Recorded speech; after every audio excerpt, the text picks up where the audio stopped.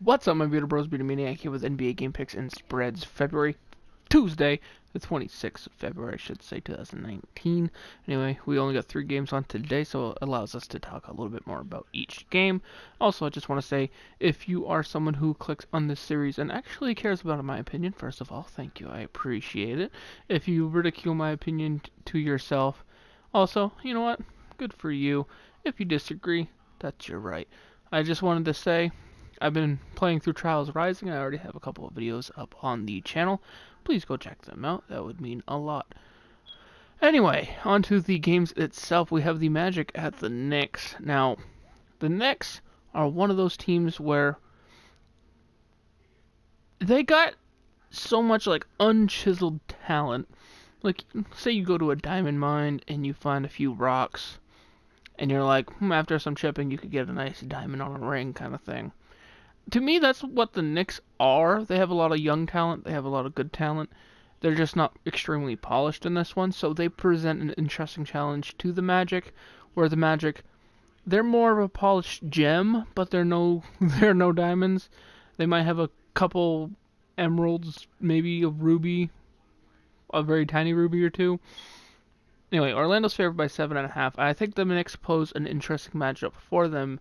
I think obviously I'm gonna pick the Magic in this one, but the Knicks worry me mainly because if Vucevic can't carry the scoring load and rebounding load in this game, it opens up the doors for the Knicks. If the Knicks can even have a semi-consistent shooting night, they automatically pose a threat. But I feel like the Magic win.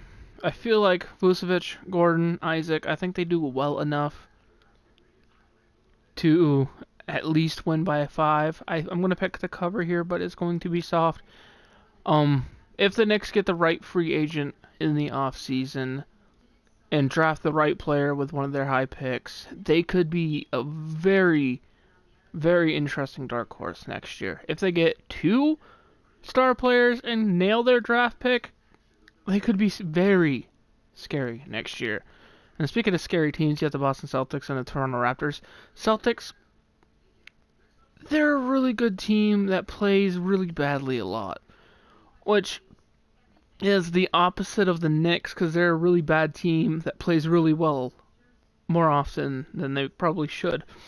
They face the Raptors in Toronto tonight. I'm going to pick the Raptors to win this one. TNT, 8 p.m. Eastern, 5 p.m. Pacific time if you're interested in tuning in. Toronto's favored by 3.5. Now, about this matchup, it doesn't confuse me. I love the matchup from head to toe.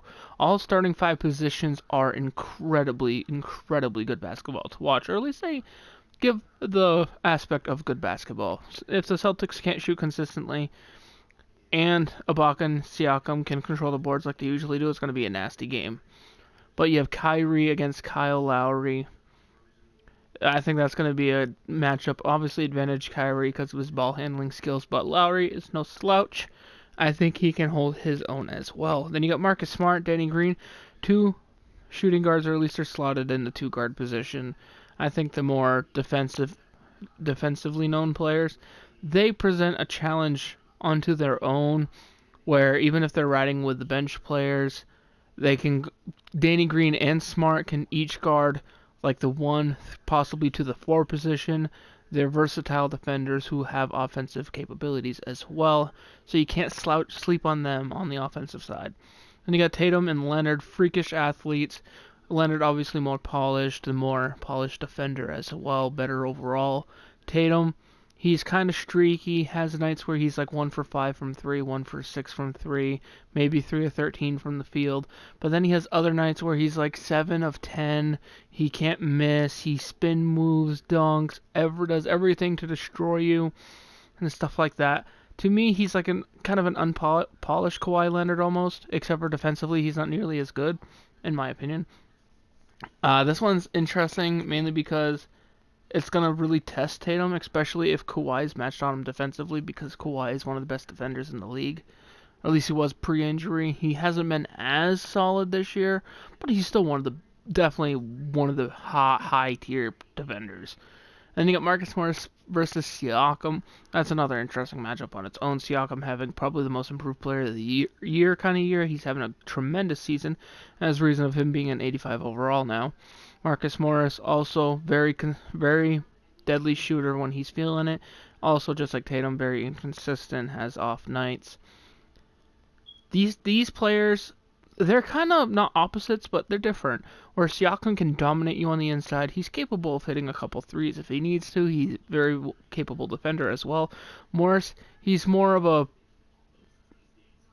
I don't know how to put it, but he's more of a cut your throat kind of player. He's not gonna out physical you all the time, but he will shoot daggers if he has to. He can use the ball relatively well, whether he's on the ball, off the ball.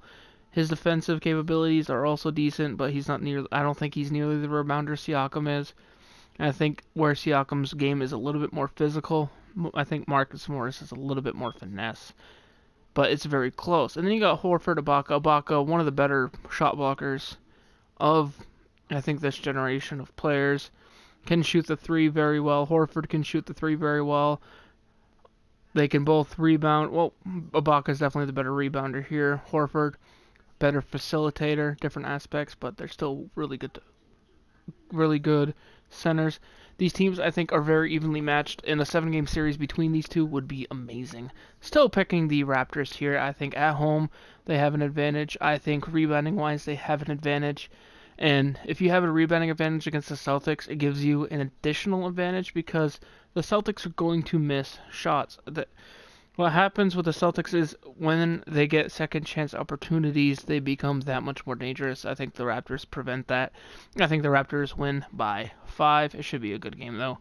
Picking the Raptors to win and cover. And then you got the Thunder at the Nuggets, 10:30 p.m. Eastern, 7:30 p.m. Pacific time on TNT. Denver's currently favored by 3. I'm going to pick the Thunder in the upset here. One reason being is I like what Steven Adams can do against Nikola Jokic. I like his defensive capabilities. I like Jeremy Grant and all of those guys for the Thunder. And I think overall, one thing that I think is going to give the Thunder the advantage in this matchup is Paul George. I don't think the Nuggets necessarily have a Paul George caliber player, and that's not necessarily a knock against the Nuggets. The Nuggets are a very capable team full of very solid players. Paul Millsap is having a very good resurgence after his injury. Jokic, tremendous player. Murray, Harris, all those guards are tremendous players. But I just think this game is going to come down to who has that person that will put a dagger in your soul. I think it's Paul George in this one. And like I said, I think Steven Adams prevents Jokic from doing what he does just enough to win. Now, that's not saying Jokic is going to have a bad game. Jokic could still go off for 25, 5 and 5, or 25, 10 and 10. But I think Adams is going to come up with something that prevents Jokic from doing what he needs to do when it matters. And I think it's still going to be a close game. I'm thinking Thunder by 4. Now, the reason why I say that is, like I said, I think it's going to come up to whoever can put a dagger in your soul. I think that's going to be Paul George. I think he's going to put a go-ahead shot in less than a minute. I think the Nuggets are going to have to foul, put them up by a couple scores, and then it will be game over. Anyway, guys, thank you for watching. Don't forget to leave a like, comment, subscribe if you are new. I'll see you in the next one. Peace.